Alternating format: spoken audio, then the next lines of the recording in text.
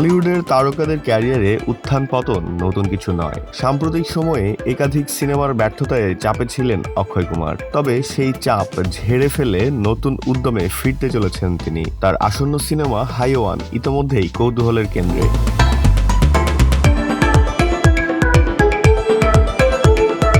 সিনেমাটি মুক্তির আগেই বড় অঙ্কের ব্যবসা করে ফেলেছে। স্যাটেলাইট, ডিজিটাল ও মিউজিক সত্ত্ব মিলিয়ে প্রায় ৮০ কোটির চুক্তি হয়েছে সনি নেটওয়ার্কের সঙ্গে। ফলে প্রেক্ষাগৃহে আসার আগেই প্রযোজকরা বাজেটের উল্লেখযোগ্য অংশ তুলে আনতে পেরেছেন। বর্তমান সময়ে যেখানে ওটিটি ও টিভি সত্ত্ব একটি সিনেমার আর্থিক সাফল্যে বড় ভূমিকা রাখে, সেখানে হাইওয়ান বেশ শক্ত অবস্থান নিয়েই মাঠে নামছে।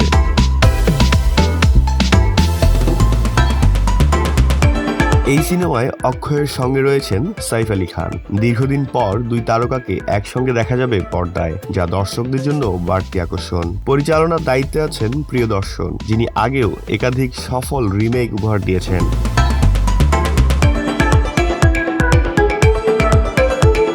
হাইওয়ান মূলত ২০১৬ সালের মালায়ালাম হিট ওপ্পামের হিন্দি সংস্করণ। গল্পে রয়েছে আবেগ, থ্রিল ও টান টান উত্তেজনা। এক প্রভাবশালী বিচারকের মৃত্যুর পর তার মেয়েকে ঘিরে তৈরি হয় বিপজ্জনক পরিস্থিতি। তাকে সুরক্ষা দেওয়ার দায়িত্ব নেয় এক দৃষ্টিহীন ব্যক্তি, যার উপস্থিত বুদ্ধি ও সাহসী গল্পের চালিকা শক্তি। মূল সিনেমার নায়ক মোহনলালের বিশেষ উপস্থিতিও দেখা যাবে বলে জানা গেছে।